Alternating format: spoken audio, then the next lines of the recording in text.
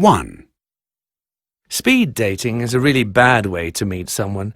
In 5 minutes, you only have time to decide if you think someone is physically attractive. It's so superficial. I don't like the idea of speed dating at all. Me neither. But I do know one couple that met during speed dating, and they are still together. Surprising, isn't it? 2. The perfect first date should definitely be at a romantic restaurant. Great food, good music, and interesting conversation. Simple and romantic. I don't agree. My ideal first date would take place outside, maybe hiking or bike riding, a place where you can really get to know someone without worrying if your hair looks good. 3. All men lie on dating websites. It seems like all the men I read about are rich, athletic, and have a great sense of humour. If that is true, why are they still single? Absolutely. I went out with a man from a dating site who said he was sporty. We had to run for the bus and he almost collapsed because he couldn't breathe.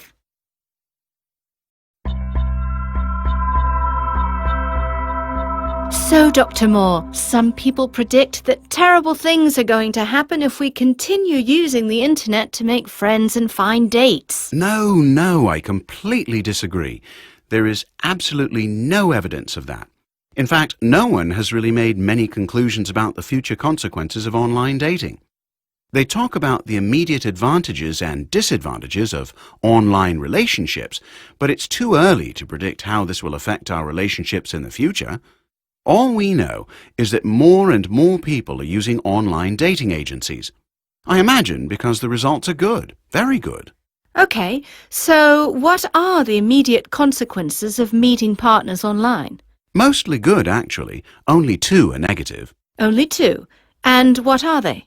Well, the internet gives you a certain amount of privacy.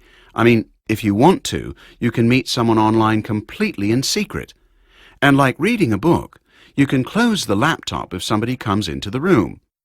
So it is a lot easier for people with a partner, a boyfriend, girlfriend, husband or wife. It's much easier to cheat on your partner, to have a relationship with someone else at the same time. Yes, I agree. It's much easier to cheat on your partner online. I think so, yes. Then a second negative consequence is about sharing personal information. Most networking sites expect you to have a written profile about yourself with a picture. This means that anyone can find things about you. A little embarrassing if, for example, your son or daughter's school teacher uses the same online dating agency as you, or your boss. You do have to be very careful what you say. I agree totally. We never know who's reading. Oh dear, yes, you're right. But those are the negative effects. The rest are positive. Statistics say that we make friends much quicker online. We are honest about ourselves earlier. We talk about our dreams, ambitions, problems, all much quicker. It means we can find someone to talk to much more easily than in the past. And this is very positive. That's very true, actually. And Doctor, tell us about the type of person who uses an online dating agency. 1. As soon as she saw him, she fell in love. 2. The moment that they arrived, the concert started. 3. At the time, he didn't know who she was. 4. I'll help you as soon as I finish this. 5. The moment the film started, I knew it would be boring. Matt Peters answers a reader's question. Hollywood seems to think that they do.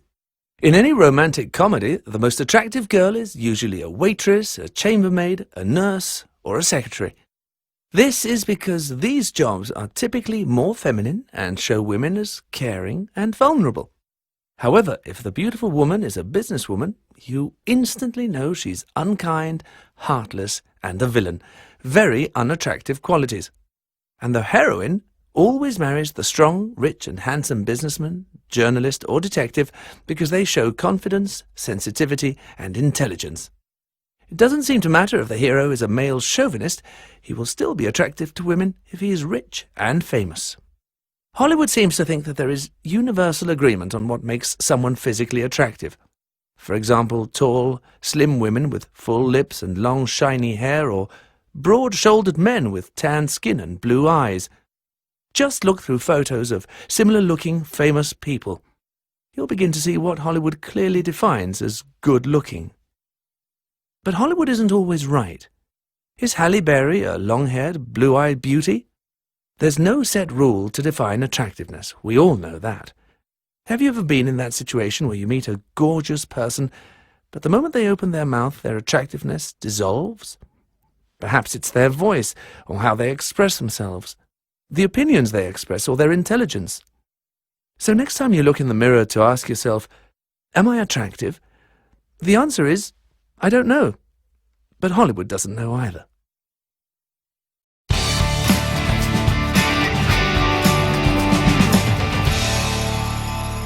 Hi, this is Linda Thompson from Hot Topics. Today we're discussing speed dating tactics, and in particular, which questions we should ask and which questions we should avoid asking during the 5-minute date. Dating gurus Miles Wilson and Chloe Long are here in the studio. Miles, I hear that you are a speed dating expert. I don't think so. Not an expert, but I have been successful at speed dating, yes. So why are the questions so important? Well, you only have 5 minutes to talk to one person, so you need to get the conversation right and find out the things that are important to know about a person. I find that questions about culture work well, such as, what did you think of the latest James Bond film? Do you like Agatha Christie? That sort of thing. I completely disagree with you there, Miles. Those questions can end a conversation very quickly. They could respond with, I haven't read any of her books. Or, James Bond, I hate that kind of film. It was terrible. You're not about to ask to see someone again if you've just disagreed with them. Statistics say that at a speed dating event, questions about travel are going to be much more successful than ones about films or books or music. In fact, they're the most successful. Travel? Oh, absolutely not. What if you've never travelled? Imagine it. Have you ever been to Paris?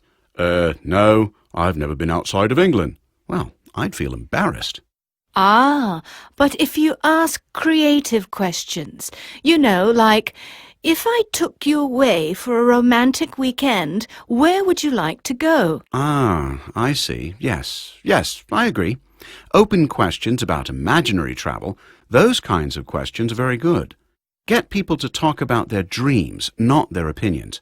And how about, what would you give me for our first anniversary? Well, it's a little me, isn't it? But if you say, how would you like to celebrate our first anniversary, it gives a different message. Well, Linda, I think the real expert in speed dating is Chloe. I think so too, yes, definitely. Ear. Appearance. Fear. Beer. Air. Questionnaire. Shared. Bear. Ur. Sure. Cure. Tour. Ear, Here. air, Where. your. Pure.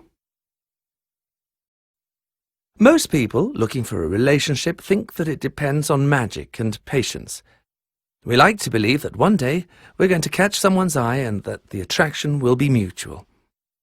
If you ask the couples you know how they met, they'll probably answer at the office, at university, or even on a blind date. But are these still the best places to meet your future bride or groom? And are we still happy to wait for destiny to bring us our perfect partner? With so many people to choose from, how do you know you're meeting the right one? Well, You can believe in magic, or in chemistry, or in maths. Chemistry happens between two people who are instantly attracted.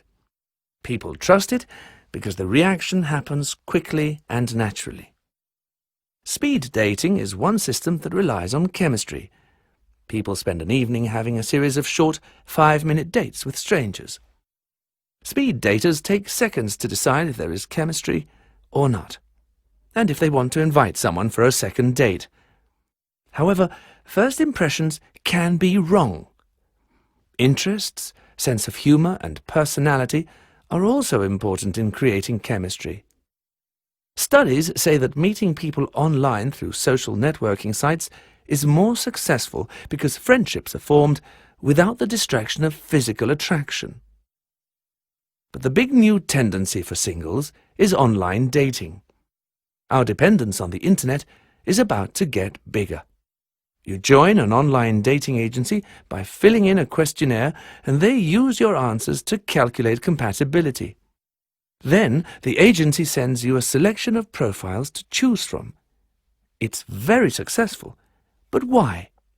It's because the system uses both physical attraction and long-term compatibility to find the perfect partner. Is this mathematical equation a passionless way of finding love? Not at all. It's exciting and romantic to choose people you know you're going to like. And it's more efficient than magic. So if you're feeling lonely, your computer may be the place to go.